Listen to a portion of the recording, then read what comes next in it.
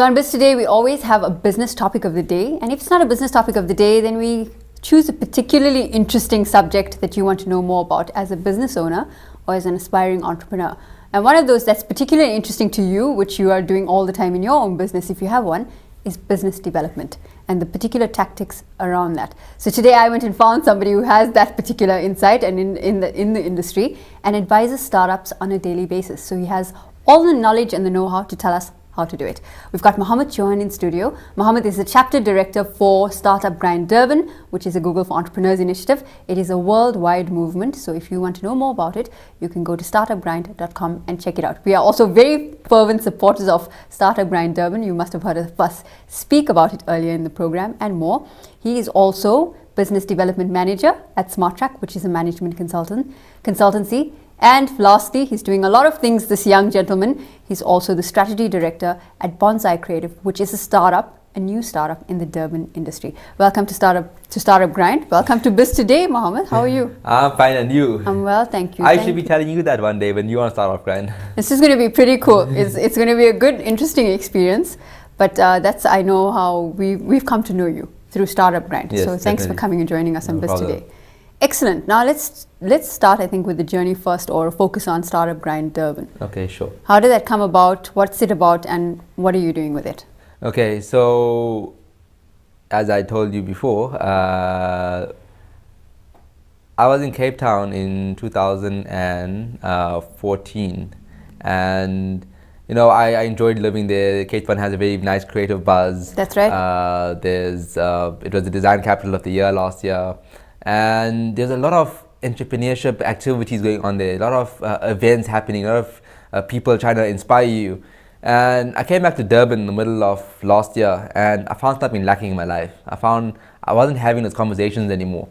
And at first I felt very down about it, maybe I should just go back to Cape Town. I'm not really enjoying it here in Durban. And I said, okay, no, I'm gonna try and do something about it. So I thought maybe I'll get a few friends together and we can start something off. And I was on the Google for Entrepreneurs site. I was trying to learn about entrepreneurship, going through some articles, and I found that they were looking to open up a chapter in Durban. And I said, okay, let me apply for it. I'm not too sure if I'm gonna get it. I'm nobody, but maybe I'll just give it a shot. And I applied.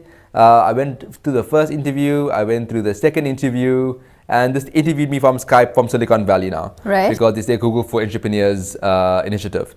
I went to the third interview, and the interviewer asked me, why do you want to do it? I said, listen, I'm not doing it for fame. I'm doing it for money. I'm not doing it for anything like that. I just want to go to a place once a month to enjoy myself, to meet interesting people.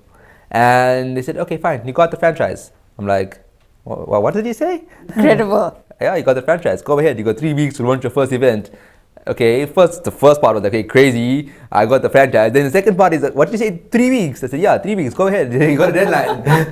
And in 3 weeks, I had to try and get this event up and going. And it was. That's how basically I came as startup grind director in Durban.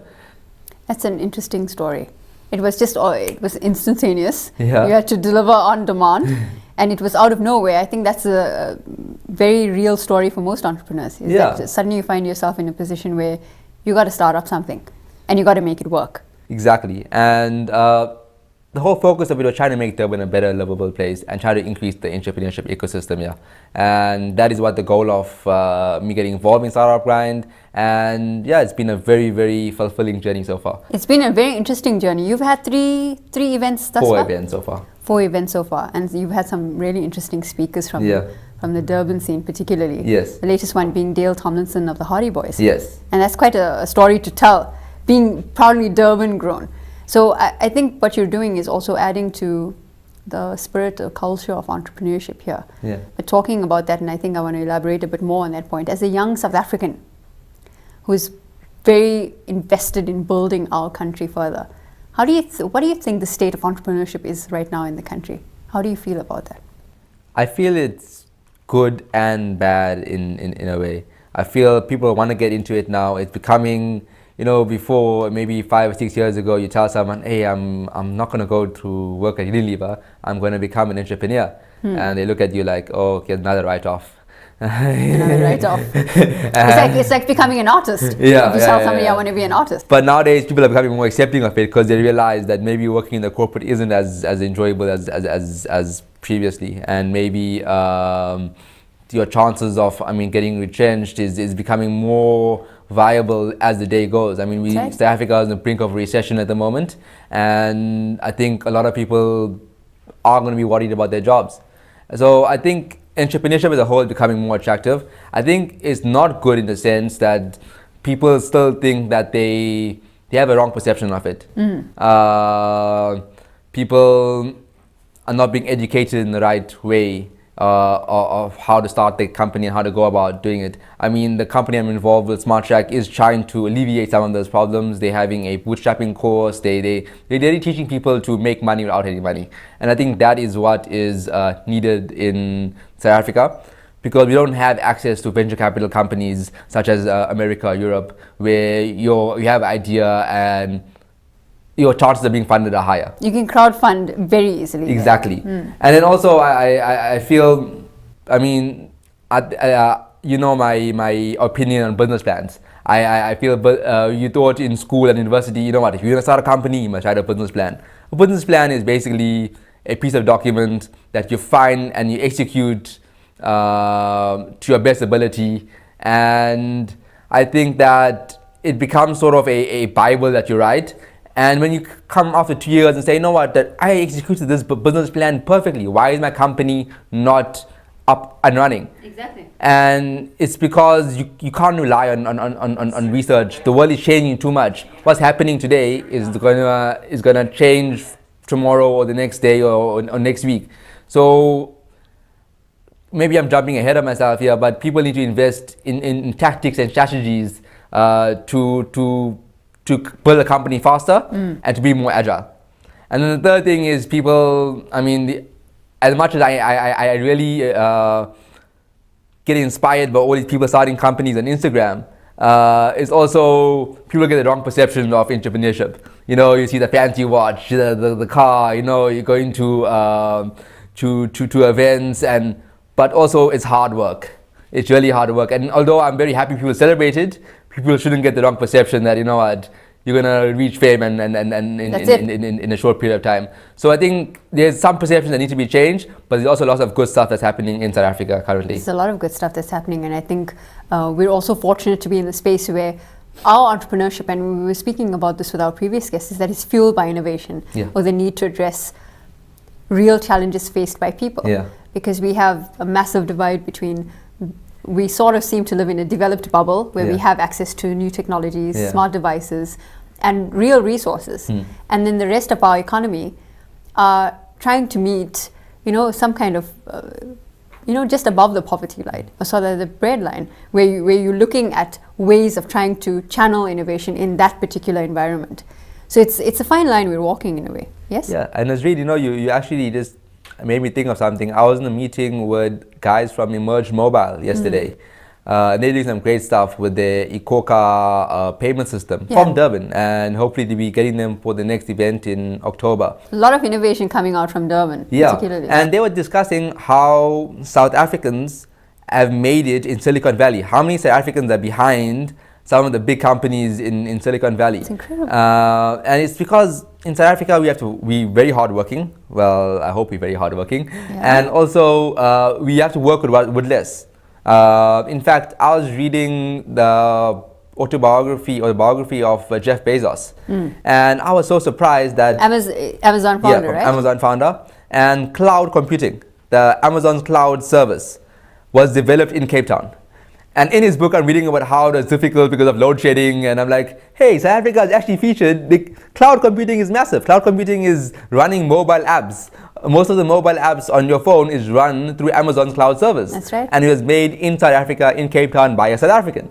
So how many people know that? That's inspiring for us because we have so much of innovation and so many resources we can leverage or call on, especially if you don't have access to them. And I'm thinking now of our colleague, our mutual colleague that we know in the industry, NK, from Durban Hub, who always particularly says, do what you have do as much as you can with what you have right now. And it makes us stronger than other businesses globally or countries globally is that we have to do more with less. Plus, it gives us an advantage as well, because in South Africa we meet different cultures. We understand there is a lower LSM and there's a higher LSM. We understand that some cities have a different way of doing business, other cities have a different way of doing business. So it gives us an edge. That's what I really believe, that South Africans, we have an edge compared to other businesses, especially in the African context as well. We're living in a developed country and a semi-developed country, third world country. So these mixes create a very good opportunity for us to go out there and change the world. You're able to pivot your business at every point. Yeah. That's right. Now, we've been talking a lot about your work with Startup Grind Durban. Yes. Because you're committed to building a strong culture of entrepreneurship here. Yes. And so we support you and salute you for that. Thank you. As a young South African. Thank you. Now, at Smart Track, you're doing the very important work of business development. Yes. And I've been chatting with you about that. And business development is a key driver for most companies. Yeah. I mean, how do you run a business without getting new business on board? Exactly. You need to be able to find the business, service them, maintain those relationships, and continue trying to innovate with your products, coming out or upselling in some way to be able to keep the business going.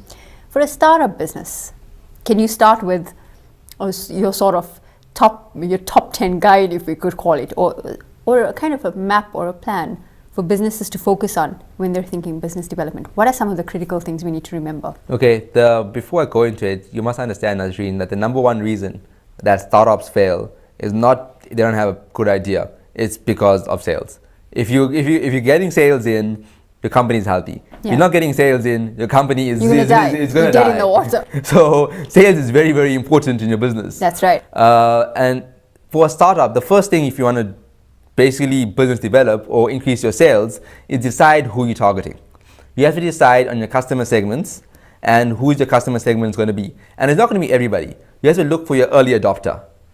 And I always mention this to startups: look for your early adopter and hone in on them. Please forget everybody, just focus on your early adopter. So just for our knowledge, please define an early adopter again. So an early adopter is someone that wants to be ahead of the pack. So a new iPhone comes out, they're the first one to get that iPhone, and they were the first one to get the iPhone 2005 or 6, whenever the iPhone came out, and because they saw that, you know what, this is cool and I'm going to be cool if I have it. So they're willing to try even unworked products. So if you have an idea and it's unworked and it's not really polished, they want to try it out because it's cool, it's interesting. But it's only a percentage of the broader mass or critical mass that are early adopters. But that's where you're going to make your money. That's the low-lying fruit that you have to go at and focus on. Because you're then able to create, hopefully, loyalists from them, right? Yeah, exactly. Okay. So what you're trying to do is create a loyal customer base. So once you get your early adopters and you focus on them, you can build up and then focus on different other segments. The biggest mistake that people say is, so I ask them, who are you targeting? And they say, everybody. I'm like, yeah, okay. Please talk to us about that. When you don't have a clear idea of your target audience. So I was at a mentoring workshop recently with a business incubator. Okay. And one of the key challenges that came out is that entrepreneurs are bound to fail because they can't understand their critical audience who they're selling to directly. How would you help us to understand this? What is it that we need to understand in order to define our audience as coherently as possible? So you're asking, how do we define our target audience, the person you're selling to? You have to look at okay, this is a simple exercise I do. I say it's right. Think of 6 or 7 segments that you're going to target. So if you want to make a shoe, for example, and you want to sell it, list the 7 people, different types of customers that you think will buy your shoe. People who run, people who walk, students, people in impoverished areas, people in buildings in the city, and then decide, okay, where is the one where I can make the most money right now, today, not 10 years time, not 2 years time, not in 3 months time, today. Okay. And that's the one you focus on and you start building. So that's your early adopter. Yeah. How do you proceed from there? So from there is, from a startup point of view, is try going out and getting as many of these guys FaceTime.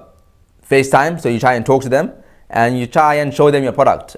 Maybe show a picture, show them a model, prototype, and see, you know what, will you buy it? And you say, no, you know what, I won't buy it now because it doesn't have a tick here, or it doesn't have a shoelace here. If you do this, maybe I'll buy it. And then you find that maybe 20 or 30 of these early adopters are asking the same question. So you go back, refine it, go back to your customer and say, right, now what do you like? I like it, but you know, just maybe change the color of this and then I'll buy it. And then you find the 10 people are saying the same thing, you go back, refine it, and then they're like, okay, now it's perfect. You know what? I love the shoe. I'll give you 100 Rand now if you sell me the shoe. And then that's how you make your first sale. And you go to the next person and you get your second sale. You go to the next person, you get your third sale. And that's how you build up. So it's taking a minimal viable product, going in front of a customer, a very focused customer segment, and trying to iterate your product until you have a product that people go mad for and are willing to give you cash. Yeah. And that's how you build your business. So you spoke of the minimum viable product, which is the MVP. Yeah. A component very much part of the lean startup business model. Yes. Are you advocating the lean startup business model in this particular economy? I am, to a degree. Right. I think it'll work very well because of we don't want to invest capital into, the biggest mistake, Nazareen. My friends in Cape Town, I've been telling them for months, like, please listen guys, I know you're starting a tea business. Yeah. Create a minimal viable product before you go out to your exhibition and sell. A tea business? A tea business. Okay. So they go ahead and they didn't listen to me, as usual.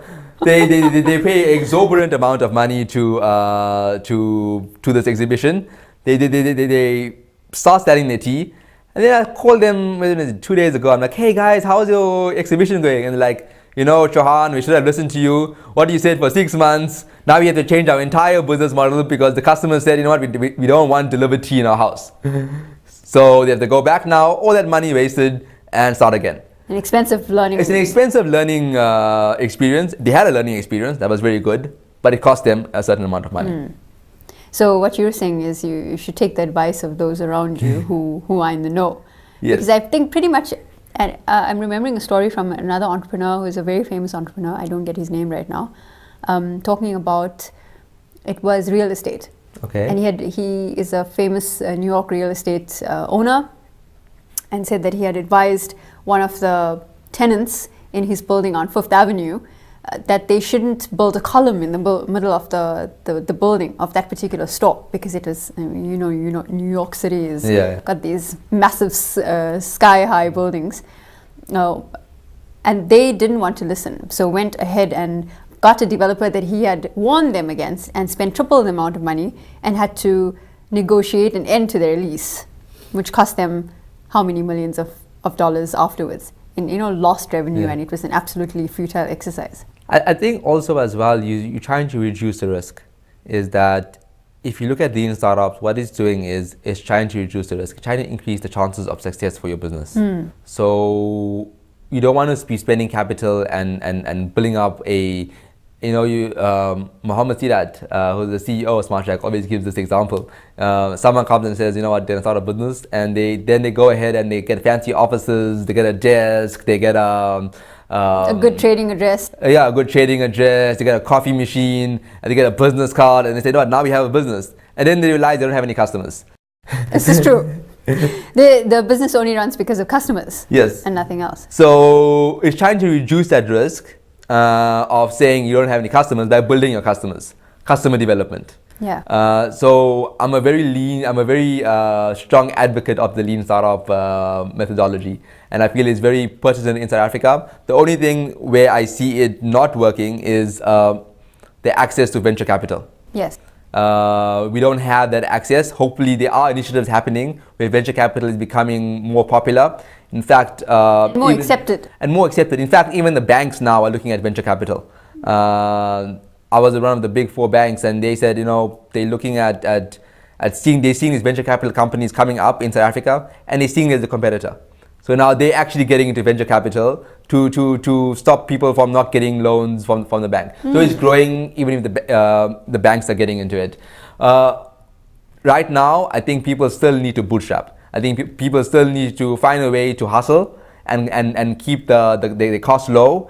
And sell and try make money by selling before they go out and look for investors. What is your view then? Because you're talking about now banks looking at upcoming venture capitalist companies as real competitors, which means there's going to be a market for it. There already is. We know that in the tech scenes particularly, they're getting valuations of going into the millions, which is incredible for us because it's obviously a way for us to say, yes, we've got that, we're building the confidence that yes, venture VC is going to work in this country and that companies are going to have an alternative financing source so that they are not shut off by the banks all the time. The banks have obviously recognized this as a major risk to them, which is why, to your point, they're now saying they want to investigate the VC model. But I'm also wondering, when you're looking at particular businesses and you're trying to think now, businesses that are, you want to encourage them to apply for finance. We also don't want them to apply for finance in the way where they're going to go into debt for a very long time. So what's your view on equity finance? I mean, that's what a VC comes in. They're putting in a certain amount of money over a certain period of time. You build up your business, you're able to earn a return. They go away with their money, plus much more, what they've negotiated. That's done. But equity itself, to give away equity in your business. Firstly, you shouldn't give equity away too early. And that's the biggest mistake. How early is too early? Before you have a product that actually sells. Or a service, because we have service or product, I'm right? applying to, I'm using the word for both. But not too early. Maybe when you start selling and you see, what, you're getting, your business is scaling and you need more capital in the business, that's when you go out and look for investment. At what point is that scale though? Because I mean, how much must your business have scaled in order to sell equity? It's when you get product market fit. When you realize you have a good product, you realize you have a market that wants that product, and you realize that people are buying it, and you realize that money is coming in and we need to grow. And it's normally between 1 or 2 years. I think so. 2 years. After 2 years, then you start looking at giving away equity and getting investors. But it's a great way for you to be able to propel the business. To be able to scale the business. It is. And in fact, Nazareen, I was researching the Islamic component of it, and equity finance is the most halal finance out there for Muslims. That's incredible. I didn't know that. More than anything else, venture capital is actually the most halal form of investment for your company. Because it's not working on the basis that you have to pay back far more. It's because in Islam, as you know, with Islamic finance is that there's a big component of risk. There has to be a risk shared between everybody. So obviously now, if your business is succeeding or failing, the risk is shared between your equity financer and yourself. We've had so much fun talking about business development, and we're fast coming to the end of our interview. And I don't want to wrap up this extremely interesting discussion. We got to get you back in the studio to talk more about extra business development tactics. Yeah, sure. As well as the thoughts around youth entrepreneurship. But before you go away, what would your final words of advice be to other young people who are considering entrepreneurship as a career path, and they're committed to taking the risk, working the late nights, going out and leveraging the resources they find around them and making it happen? What would you say to them? Firstly, I would say is go and do it. Right? And do it young. And I'll say, you know what, we're living in an economy that's asking you to please go out there and make jobs for people. And it might be difficult. Your parents might not be very happy with you. You might have problems in public where people ask you, hey, what are you doing? And you're like, I don't really know what I'm doing right now, but I'm doing something. But ignore the haters and try and start something. You may fail the first time, you may fail the second time, but when that check does come in, I promise you, you'll feel like it's your best day in the world, and you just want to grow from there. Yeah. So I'll tell young people, do not be scared about getting your business off the ground. There's always opportunities available. Go out there and do it. I think Richard Branson has a book called Just Do It. And I recommend reading that book before you go out and doing it, because you come to a situation and like, should I do it, should I not do it? You should just do it. Excellent advice from a young entrepreneur yourself. Thank you for sharing your story, Mohamed. We wish you all the very best with Startup Grind Durban. I know it's going to be a phenomenal go-to event. It already is becoming one. And with your new startup called Bonsai Creative, So well done on that one. Thank you so much, Nazareen. We'll have you back in the studio to talk more about business development. Sure. That was Mohamed Chohan, Startup Grind Durban Chapter Director. He's also Business Development Manager at Smart Track, which is a management consultancy. And he's also a strategy director of the newly formed Bonsai Creative, which is, I think, going to be an exciting time for the people in that particular company. We learned today a little bit about business development, how critical and important it is for your company, and the things you need to be mindful of when you're going out and securing sales. Because ultimately, all entrepreneurs are salespeople. That's what we got to remember. It's been another exciting show where we heard the journey of a successful entrepreneur. You learned about business development. If you have any tips or tricks that you want to tweet us with. I mean, also follow us on Twitter. It's at biztoday_ZA. Tweet us your thoughts and ideas for upcoming shows. If you have somebody that inspired you as an entrepreneur, tell us about them. We will get them into studio. We'll chat with them. We'll learn from their stories, because this is what it is. This show is aimed to be your learning platform for being an entrepreneur, especially in South Africa. So it will be lovely to hear from you. You can tweet me too, at Nazareen E. All the details are up on screen. And remember, if you miss this particular show, or you miss any other of the other Biz Today episodes, you can always listen to me and tune in to Radio Al Ansar, where I have a radio show as well called How to Make It in South Africa. That's every Tuesday evening, 9:15 to 10:15 South African time. You can catch that on 90.4 FM Durban frequency, or you can also tune in via live streaming. That's www.alansar.co.za. And that's it for the show today. Goodbye.